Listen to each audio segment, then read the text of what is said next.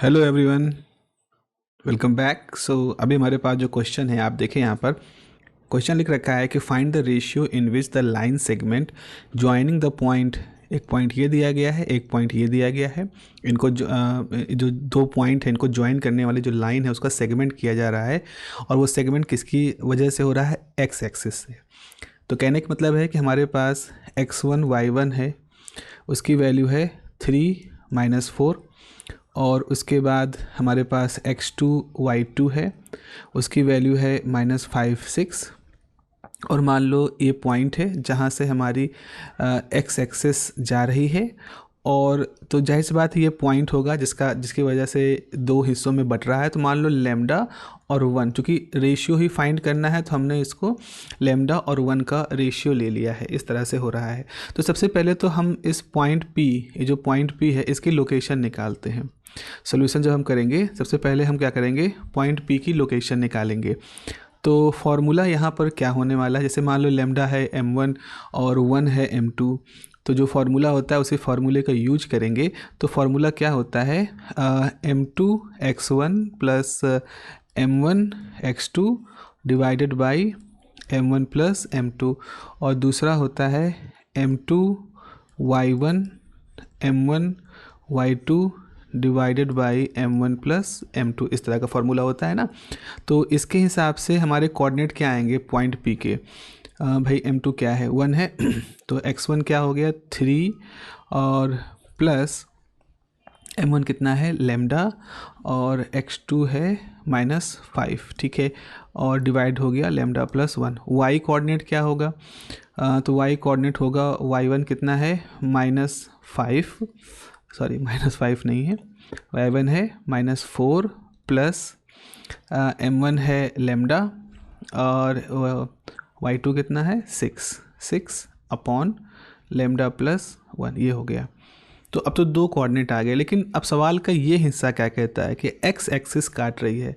तो आप लिखोगे एट एक्स एक्सिस पे क्या खास बात होती है? वाई की वैल्यू 0 होती है, ठीक है। तो इसका मतलब है ये वाला जो टर्म है, हमने जो कोऑर्डिनेट निकाले हैं पॉइंट P के, उसमें से जो -4 plus 6 lambda upon lambda plus 1 है ये 0 होगा। ये आपके पास ये वैल्यू आ जाएगी। अच्छा, यहाँ से आप क्या कर सकते हो? यहाँ से आप लिखोगे -4 plus 6 lambda is equal to 0 cross multiply से। तो इसका मतलब है 6 लेमडा इज इक्वल टू 4 हो जाएगा। तो लेमडा इज इक्वल टू हो जाएगा 4/6 यानी 2/3। सो लेमडा की जो वैल्यू है वो 2/3 आ जाएगी। तो इसका मतलब ये निकल के आया है कि हमारा जो रेशियो है, हमारा जो रेशियो है वो ये होने वाला है 2:3 में। आपका पूरा जो एक्स एक्सिस है वो इसको ब्रेक करेगा। तो लेमडा जो है 2:3 में इस पूरे एक्स एक्सिस है जो इस सेगमेंट को इस रेशियो में ब्रेक करेगी। तो आपका जो रेशियो निकालने का था इशू वो आपने यहाँ पर सॉल्व कर लिया। Okay, let us move to another question. For example एक और क्वेश्चन है, देखिए बड़ा इंटरेस्टिंग से क्वेश्चन है। क्वेश्चन कुछ इस तरह से है, हमसे कह रहा है कि जस्ट अ मिनट, इसको मैं, हाँ, क्वेश्चन हमसे कह रहा है कि सपोज़ हमारे पास कुछ पॉइंट हैं, जैसे 2 -2 1 -1 है, 1 0 है, 4 3 है, और 1 2 है। ये हमारे पॉइंट हैं और हमसे मतलब ये पॉइंट किसके हैं? पैरेललोग्राम के हैं। तो अब पूछा गया है कि point do belong to parallelogram, मतलब क्वेश्चन मार्क है। तो ये बता रहा है कि क्या ये जो पॉइंट हैं ये किसी पैरेललोग्राम को बिलोंग कर रहे हैं, है ना। इसको हमें पूछना है, ये पूछ रहा है हमसे। तो इसको कैसे करेंगे? देखो ऐसा है, ज़रा सा हम इसको सोचना शुरू करें तो अगर हमारे पास इस तरह से है वैल्यू, सपोज़ -2 -1 यहाँ कहीं होगा, -2 और -1 ये होगा। ओके, उसके बाद फिर एक कुछ यहाँ है 4 3 है, कुछ यहाँ है 1 2, even let us not do this, just try to draw it. ये हम ऐसे ड्रॉ कर देते हैं, यस ओके। इसको हम मान लो a है, -2 -1 है, b है 1 0 है, c है 4 3 है, 1 2 है, d है, इस तरह से। अब हम क्या करें, इनके इस तरह से एक ज्वाइनिंग कर लेते हैं और इस तरह से हम इसकी एक डायगोनल आप कह दो, इसको हम ज्वाइन कर सकते हैं। तो हमारे पास एक तो AC है, एक एक्सिस पूरी AC है, एक एक्सिस BD है। अब हम देखते हैं कि इनके जो ये मिड पॉइंट हैं, है ना, ये मिड पॉइंट किस रेशियो में डिफाइन है, क्योंकि अगर ये पैरेललोग्राम है तो ये हिस्सा इसके बराबर होगा और ये हिस्सा इसके बराबर होगा। अगर पैरेललोग्राम है ये पूरा तो ये दोनों बराबर होंगे। और ये भी, और उसके बाद फिर हम ये भी चेक कर लेंगे, क्योंकि ये तो रेक्टेंगल में भी होता है, तो रेक्टेंगल में हम ये देख लेंगे कि जो AC है और मतलब AC और BC बराबर ना हो, ये दोनों बराबर भी ना हो, तो हम ये दो चीज़ें यहाँ पर देख लेंगे। एक बार AC और BD का मिड पॉइंट देख लेंगे और फिर देख लेंगे क्या AC BD बराबर हैं। तो हमें दो चीज़ें चेक करना है, हमें ये देखना है कि AC और BD जो हैं वो इक्वली 1:1 में डिवाइड हुए हैं। तो इसका जो मिड पॉइंट है, इसके लिए हमें मिड पॉइंट देखना पड़ेगा, मान लो P है। और दूसरा हमें एक और चीज़ देखनी पड़ेगी कि ये जो डायगोनल हैं ये आपस में बराबर ना हो। अगर बराबर हो जाएंगे तब तो फिर ये तो रेक्टेंगल की परिभाषा आ जाएगी। जो रेक्टेंगल में इस तरह का होता है, पैरेललोग्राम में ये बराबर नहीं होंगे। पैरेललोग्राम में कुछ ऐसा होता है, ये इस तरह से होगा, इस तरह का होगा। तो आपका ये जो इस एक्सिस का मिड पॉइंट और जो ये है इसका मिड पॉइंट एक ही होगा। तो दोनों सेम रेशियो में, अगर ये 1:1 रेशियो में है तो ये भी 1:1 रेशियो में होगा, लेकिन एक साइड एक डायगोनल लंबा होगा और दूसरा डायगोनल छोटा होगा, तब ये पैरेललोग्राम की डेफिनेशन में हमारे सामने आकर के सामने आएगा। हम अल्टीमेटली ये प्रूव करना चाहते हैं ना कि इक्वली डिवाइड है, 1:1 में डिवाइड है। इसका मतलब है कि अगर हम A और C का मिड पॉइंट निकालें, मिडिल पॉइंट, और B और D का मिडिल पॉइंट निकालें, अगर दोनों सेम आ जाएं तो इसका मतलब है कि वो सेम तरह से डिवाइड हुए हैं, क्योंकि वो लैम्डा वाला तरीका यहाँ अप्लाई होगा नहीं बेटा, यहाँ पर ठीक से अप्लाई होगा नहीं। तो इसका तरीका क्या है, चलो हम देखते हैं AC का मिडिल पॉइंट क्या है। तो द मिड पॉइंट ऑफ, हम लोग देखते हैं the mid point of AC क्या होगा भाई। तो उसके लिए x1 + x2/2, तो x1 है -2, x2 है 4/2 और y1 क्या है -1 + 3/2। So this is 2/2, this is 2/2 and 1 1। Okay, so हमारे पास क्या हुआ, AC का मिड पॉइंट जो है, AC के हिसाब से मिड पॉइंट ये आ गया। उसके बाद फिर हम देखते हैं the mid point of BD का मिड पॉइंट क्या होगा। तो BD के मिड पॉइंट को निकालने के लिए हमें क्या करना पड़ेगा, आप देखो BD के मिड पॉइंट के लिए हमें निकालना पड़ेगा 1 + 1/2 और दूसरा क्या है 2 + 0/2, तो ये हो गया 2/2, 2/2, दैट इज़ 1 1। ओके, सो यहाँ से हमने ये पता कर लिया कि दोनों का मिड पॉइंट सेम है। तो मिड पॉइंट सेम होने का मतलब है जो AC साइड है और जो BD साइड है वो सेम प्रोपोर्शन में बट रही। मिड पॉइंट सेम होने का मतलब है कि जिस अनुपात में BD का बंटवारा हुआ है उसी अनुपात में AC का भी बंटवारा हुआ है। तो ये हिस्सा तो यहाँ से ओके हो गया। अब ये चेक करना है कहीं ऐसा तो नहीं कि ये एक रेक्टेंगल हो। तो रेक्टेंगल होने के लिए हम क्या देखें, हम AC की वैल्यू निकाल लें, AC की लेंथ निकालें। तो AC की लेंथ निकालना है तो मान लो DAC कह रहे हैं, तो ये क्या हो जाएगा √(x2 - x1), तो 4 -2 तो +2 स्क्वायर प्लस 3 -1 ये हो जाएगा स्क्वायर, तो ये हो जाएगा 6 36 और ये 4 16। तो ये अंडर रूट हो जाएगा, अंडर रूट कितना हो जाएगा 6 6 6 12 और 3 1 4 1 52, अंडर रूट 52 आ गया। ठीक है, ये आ गया आपके पास तो अब इसको कैसे लिख सकते हैं, 13 चौको 52, तो ये हो सकता है 2√13। हाँ, अच्छा इसी तरह से BD निकालना हो तो क्या करेंगे, BD है तो आपके पास क्या है टर्म, आपके पास एक टर्म है 1 -1 का होल स्क्वायर प्लस 0 -2 का होल स्क्वायर।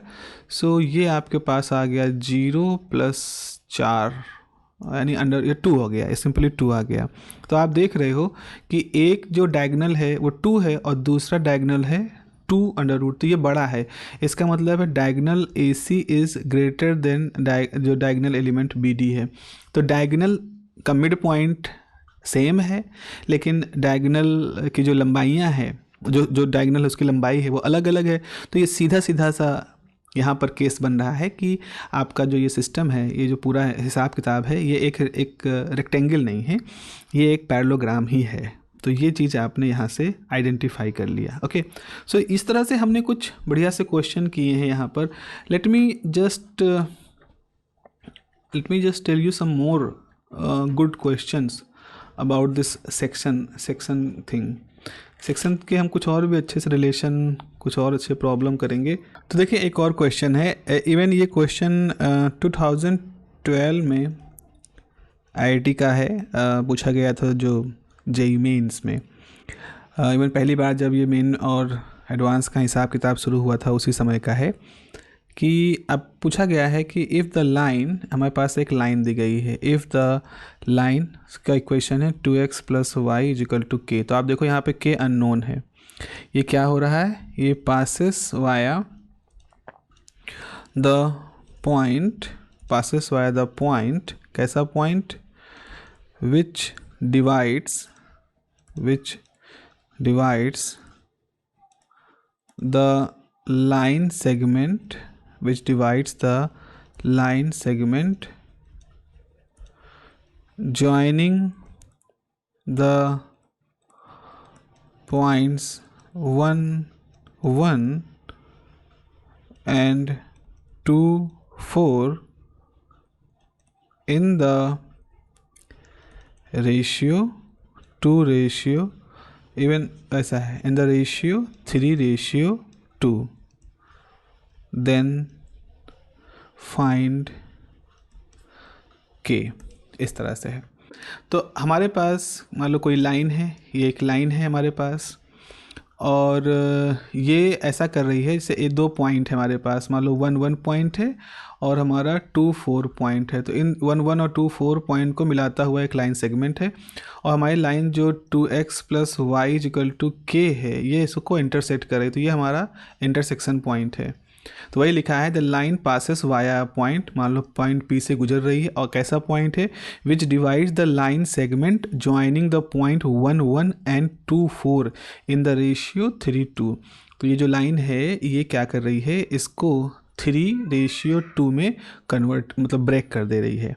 तो आपसे पूछा गया है कि बताओ भाई इसका k की वैल्यू कितनी होगी।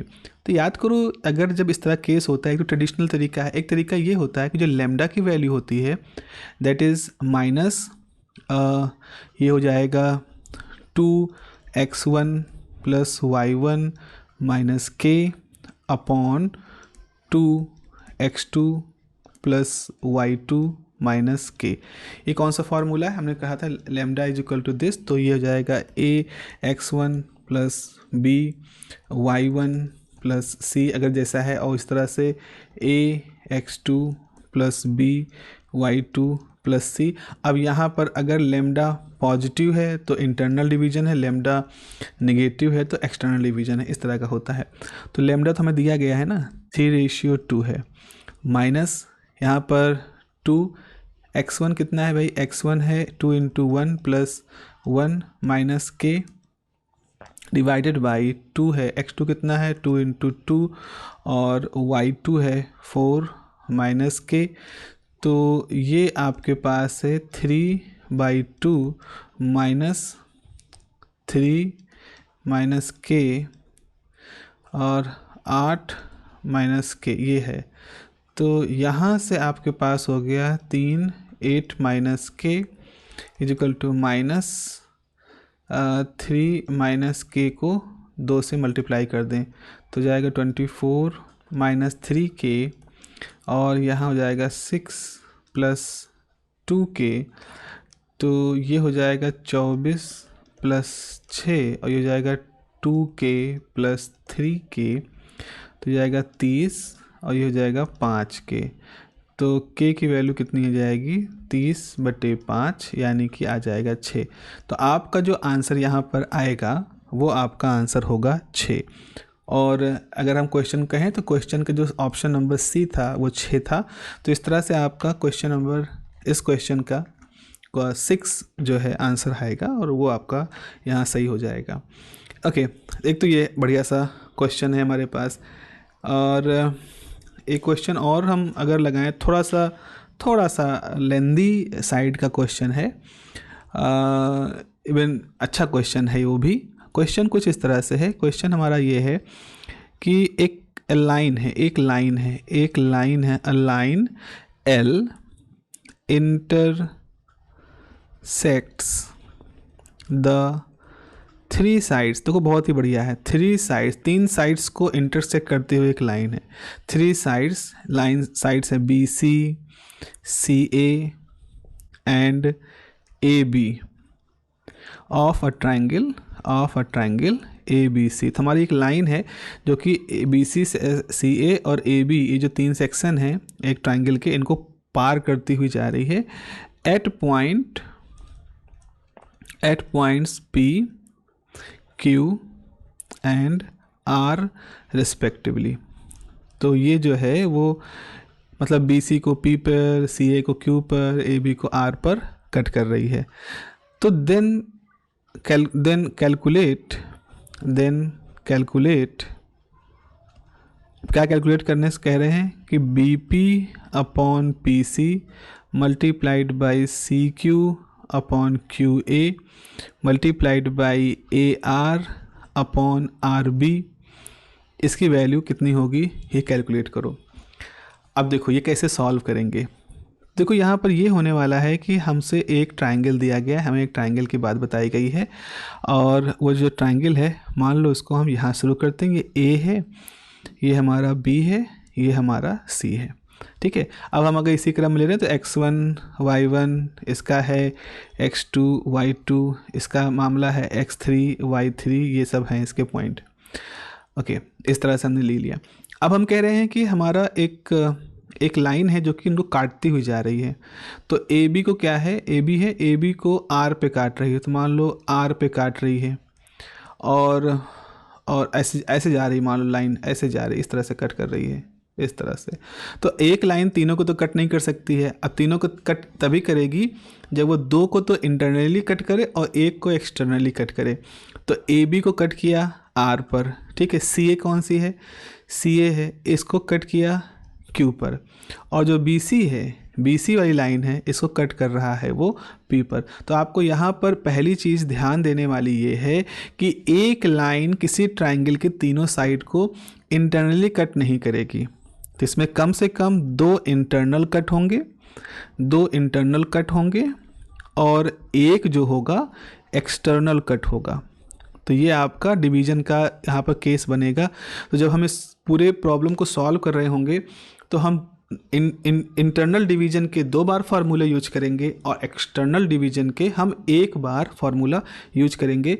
और ये बात आपको ध्यान रखनी पड़ेगी, है ना, ये आपको ध्यान रखना पड़ेगा। क्योंकि आप खुद ही सोच के देख लो किस तरह से लाइन खींचोगे, आप किस तरह से लाइन खींच सकते हो। अगर आपने 3 कट करने हैं तो आप कैसे करोगे, ऐसे ले जाओगे 2 कट करोगे तो तीसरा वाला बाहर जाके कट होगा। यहाँ से कहीं ले जाओगे तो 2 ही कट हो जाएंगे, फिर इधर कहीं जाओगे तो ये इसको इधर एक्सटर्नली कट करेगा। तो ऐसा हो ही नहीं सकता है कि 3 के तीनों इंटरनल कट बन जाएँ। इंटरनल डिवीज़न के यहाँ पर तीनों केस नहीं बन सकते हैं। तो ये आपके पास एक चैलेंज है और इस चैलेंज क्या है, इस कॉन्सेप्ट को ऐसे समझो, आपको ऐसे समझना है कि ये ऐसा यहाँ पर केस है। अब क्या करोगे, तो सबसे पहले आप क्या करो, देखो यहाँ पर जब BC है तो मान लो पॉइंट P पे कट कर रहा है। तो आप BC के लिए क्या करोगे, सबसे पहले BC के लिए निकालते हैं।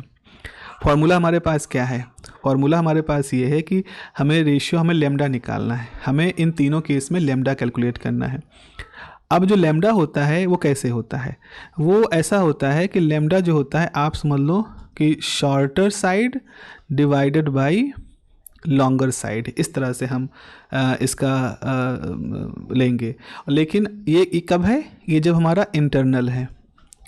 जब हमारा इंटरनल है तो लेमडा का ये होगा shorter side divided by longer side. लेकिन जब एक्सटर्नल है तो ये उल्टा हो जाएगा, वो हो जाएगा longer side divided by shorter side.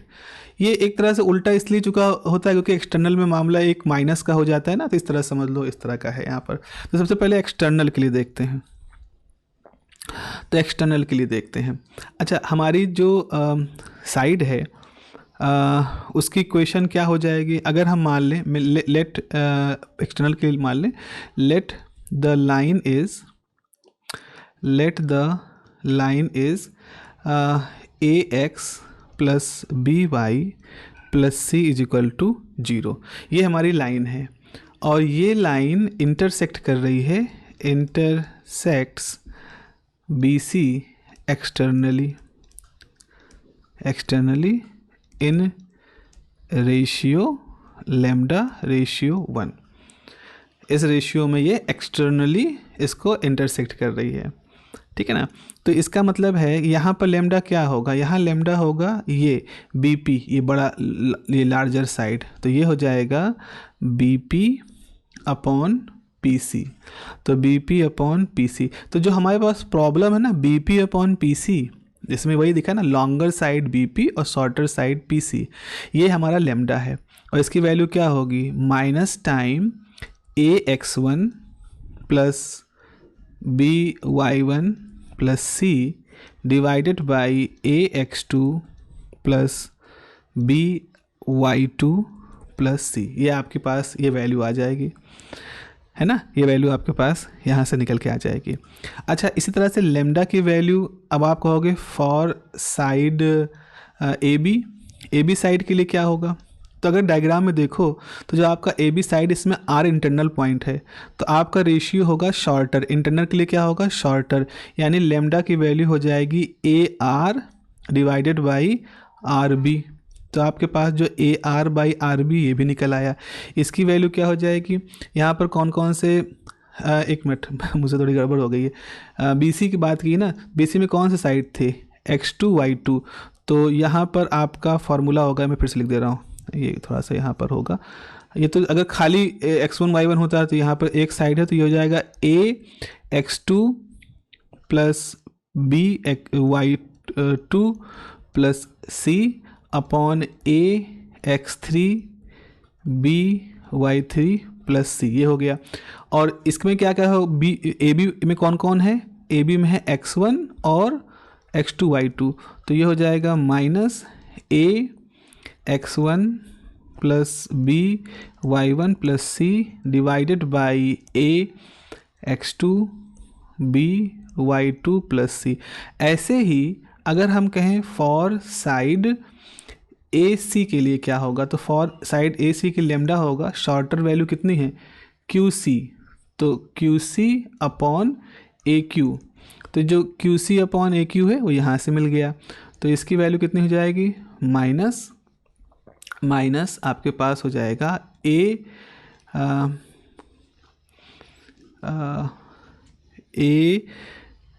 Are है ना, तो ये हो जाएगा x1 plus B y1 plus C divided by a x3 plus B y3 plus C, ये वैल्यू आ गई। ठीक है, ये सारी वैल्यूज़ हमारे पास आ गई, तो देखना पड़ेगा कि सही तरीके से हम लोगों ने काम किया है कि नहीं, क्योंकि रेशियो में मामला गड़बड़ा सकता है। तो जब हमने ए आर लिया है, let me do this x1 shorter longer, A R जब लिया है तो x1 बाई, ठीक है, बीपी जब लिया है, तो बीपी जब लिया है तो हमें क्या करना चाहिए था, बीपी लिया है तो x2 x3 है, ठीक है। AR जब लिया है तो x1 है। QC जब लिया है, QC ये वाली साइड थी, QC ये वाली साइड थी, ओके। यहाँ पर इस जगह पर थोड़ा सा होगा, यहाँ हमें क्या करना पड़ेगा, थोड़ा सा इसको मैं, QC साइड है तो यहाँ पर आपके पास हो जाएगा Q3 Y3 और ये हो जाएगा ये हिस्सा x1 y1 plus c, okay. I think now it's good. So अब अगर आप BP upon PC multiplied by AR by RB multiplied by QC by AC करोगे तो जाएगा माइनस टाइम AX2 फिर समथिंग हो जाएगा अपॉन AX3, ये पूरा हो जाएगा मल्टीप्लाइड बाई AX1 पूरा टर्म डिवाइडेड बाई AX2 पूरा टर्म माइनस, ये मल्टीप्लाइड में है सारे, माइनस AX3 मल्टीप्लाइड ये सब सारे टर्म AX1 ये सारे टर्म। तो आप देखो x3 वाला टर्म इससे कट गया, और x2 वाला टर्म इससे कट गया, x1 वाला टर्म इससे कट गया, माइनस माइनस प्लस और एक और आ गया तो आ गया -1। सो this is the way you can calculate the ratio, ये सारे रेशियो को आप कैलकुलेट कर सकते हो। तो इस तरह से हमने यहाँ से भी एक अच्छा सा क्वेश्चन किया है। सो आई होप आपको समझ में आ रहा होगा किस तरह से इस पे क्वेश्चन बनते हैं, and this is a good question. इस तरह क्वेश्चन हम एक अच्छा लेवल क्वेश्चन है, और आप अगर प्रैक्टिस कर रहे हैं तो इस तरह क्वेश्चन में आप कई सारी चीज़ों की, कई सारे एस्पेक्ट्स को कवर कर लेते हैं। चलिए अपना ध्यान रखिए, have a nice day, take care.